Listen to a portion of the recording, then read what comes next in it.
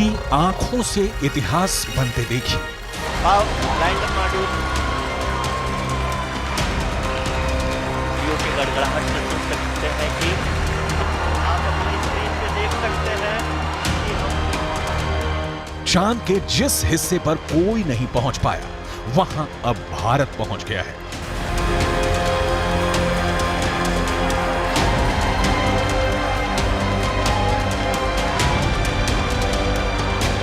चांद के जिस टुकड़े को अभी तक किसी ने नहीं देखा, उसे इसरो ने दुनिया को साक्षात दिखा दिया है।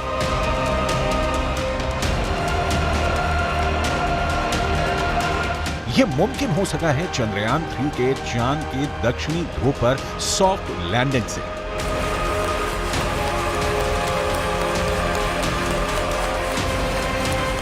चंदा मामा बहुत दूर के हैं, अब एक दिन वो भी आएगा जब बच्चे कहा करेंगे, चंदा मामा बस एक टूर के हैं। अद्भुत,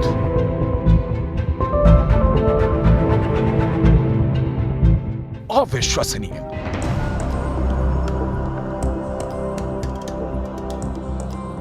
अकल्पनीय।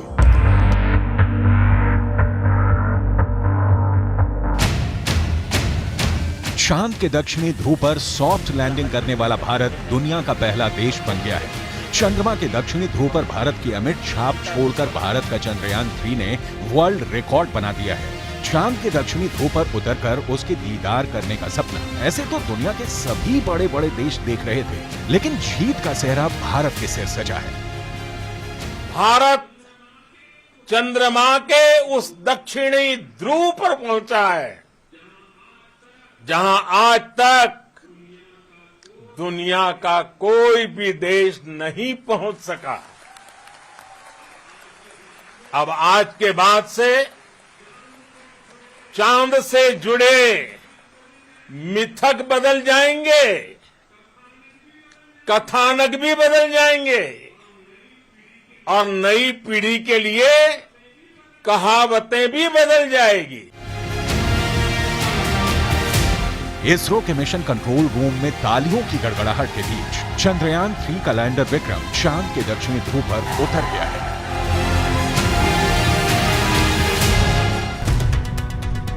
इसरो के मुताबिक चंद्रयान 3 के 3 अहम मकसद हैं। पहला, विक्रम लैंडर की चांद की दक्षिणी सतह पर सुरक्षित और सॉफ्ट लैंडिंग। दूसरा, प्रज्ञान रोवर को चांद की सतह पर चलाकर दिखाना। तीसरा, वैज्ञानिक परीक्षण करना।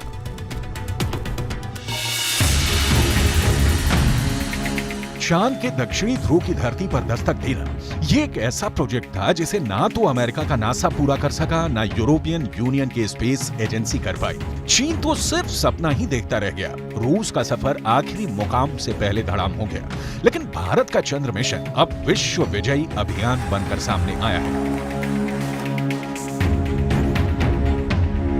धरती से 3,84,000 किलोमीटर की दूरी तय करके चंद्रयान 3 का लैंडर विक्रम चांद के उस दक्षिणी ध्रुव पर पहुंच गया है जो रहस्यों से भरा है, जिसके सच से अभी पूरी दुनिया अनजान है। भारत के उदयमान भाग्य के आह्वान का है। अमृत काल की प्रथम प्रभा में सफलता की यह अमृत वर्षा हुई है। हमने धरती पर संकल्प लिया और चांद पर उसे साकार किया। और हमारे वैज्ञानिक साथियों ने भी कहा, India is now on the moon.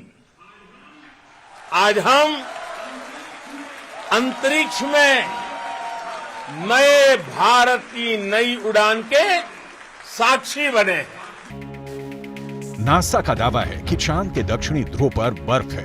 कई तरह के प्राकृतिक संसाधन भी हो सकते हैं, लेकिन दुनिया अब तक हकीकत से वाकिफ नहीं है। लेकिन अब विक्रम लैंडर के साथ गया प्रज्ञान रोवर इसे मुमकिन कर देगा। प्रज्ञान रोवर और विक्रम लैंडर 14 दिनों तक चांद के दक्षिणी ध्रुव के हर रहस्य से पर्दा उठाएंगे। नासा का मानना है कि चांद के दक्षिणी ध्रुव का बड़ा हिस्सा ऐसा है जहां सूरज की किरणें नहीं पड़ती। चांद के इस हिस्से में बड़े बड़े गड्ढे हैं जिसे अंतरिक्ष विज्ञान की भाषा में क्रेटर कहा जाता है। ज्यादातर गड्ढे ऐसे हैं जहां अरबों साल से अंधेरा है। नासा के मुताबिक घुप अंधेरे के बीच यहाँ बर्फ ही बर्फ जमा हो सकती है। चांद के दक्षिणी ध्रुव पर जमी बर्फ का विश्लेषण अब चंद्रयान 3 के विक्रम लैंडर के साथ गया प्रज्ञान रोवर करने वाला है।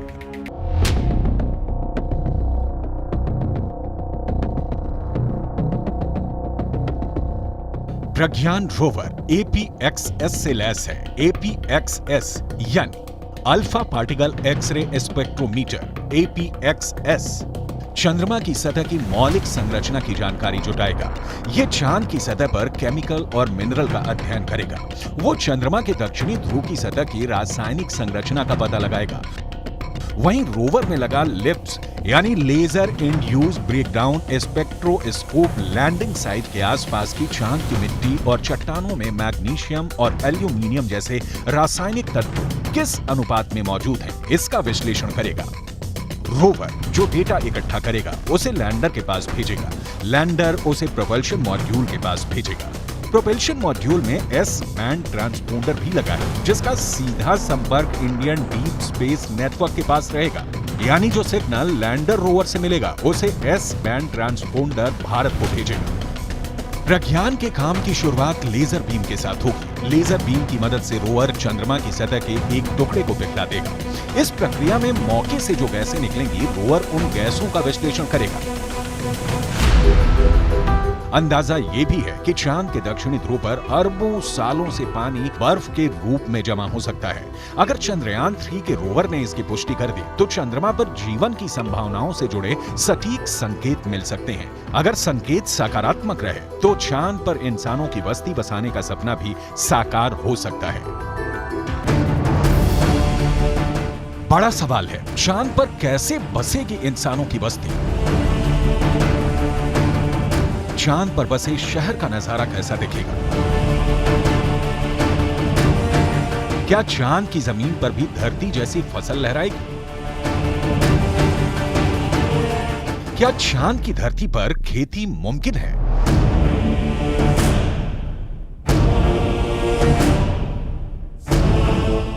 विज्ञान कहता है कि चांद पर अभी इंसानों के रहने लायक वातावरण नहीं है, लेकिन नासा का कहना है कि आने वाले वक्त में चंद्रमा की धरती को रहने लायक बनाया जा सकता है। लेकिन दावे के मुताबिक चांद पर बसने वाली बस्ती नहीं होगी सस्ती। अंतरिक्ष में चंद्रमा धरती का सबसे करीबी पड़ोसी पिंड है।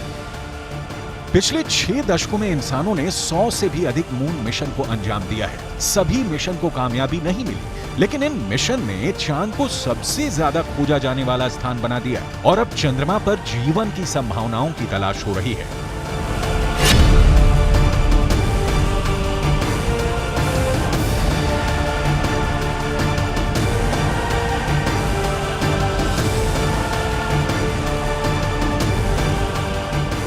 अभी तक चंद्रमा से जुड़ी कई हैरान कर देने वाली जानकारियां सामने आई हैं। दावा किया जाता है कि चंद्रमा की मिट्टी में कई तरह के खनिज हैं। चांद की सतह पर पानी होने के भी सबूत मिल चुके हैं। वैज्ञानिकों का मानना है कि चांद पर जीवन के सबूत भी मिल सकते हैं। संभावना जताई जा रही है कि भविष्य में चंद्रमा पर मानव बस्ती बसाने का सपना पूरा हो सकता है, लेकिन यह काम इतना भी आसान नहीं है। चंद्रमा पर इंसान के कदम भले ही साल 1969 में पड़ गए हों,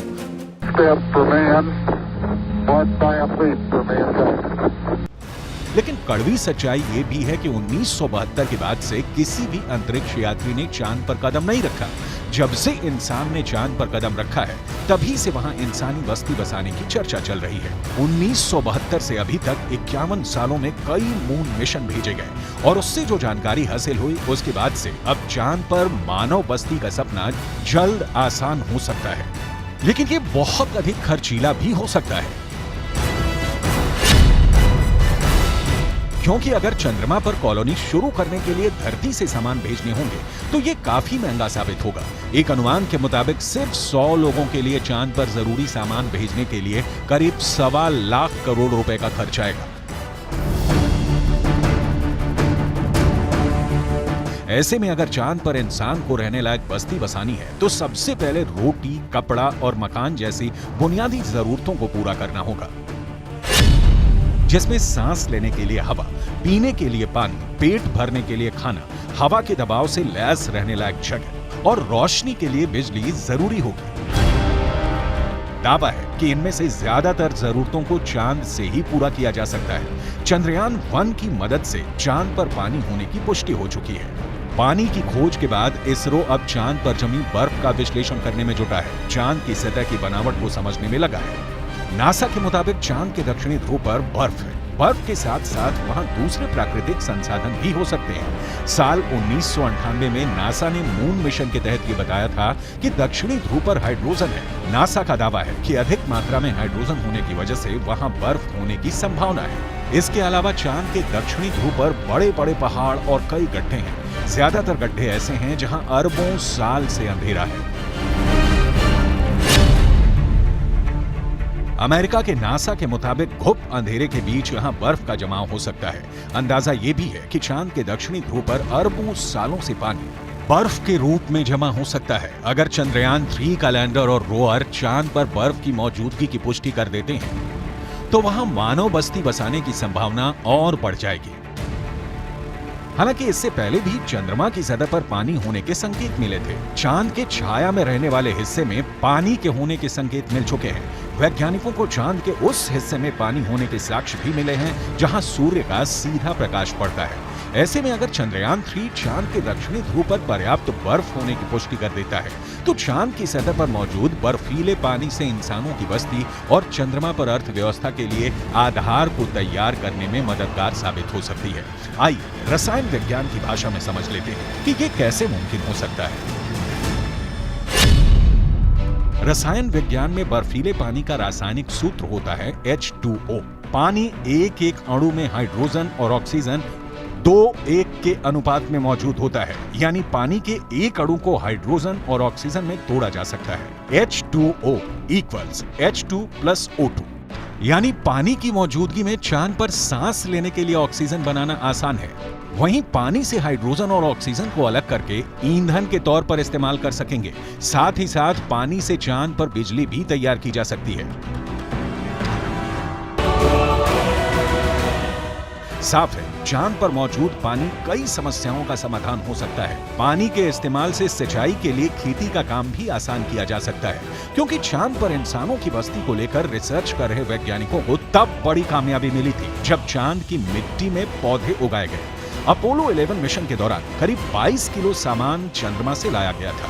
इसमें तकरीबन 50 चांद के चट्टानों के टुकड़े और चांद की मिट्टी शामिल थी। शोधकर्ताओं को इस बात का बिल्कुल भी अंदाजा नहीं था कि चांद की धूल भरी मिट्टी में कुछ उग भी सकता है या नहीं। उन्होंने इसे एक प्रयोग के तौर पर लिया कि अगर अगली पीढ़ी में कोई चांद पर जाता है तो वहां पर कुछ उगा सकता है। जो नतीजे सामने आए उसने वैज्ञानिकों को चौंका दिया। ऐसे में अगर चांद के दक्षिणी ध्रुव पर पर्याप्त मात्रा में पानी नहीं मिलता तो चांद पर बस्ती बसाने का सपना अधर में लटक सकता है। यानी चांद पर सस्ती बस्ती बसाने में चंद्रयान 3 बहुत बड़ा रोल निभाने वाला है, जिसकी शुरुआत चंद्रमा के दक्षिणी ध्रुव पर भारत के धमाकेदार दस्तक के साथ हो चुकी है।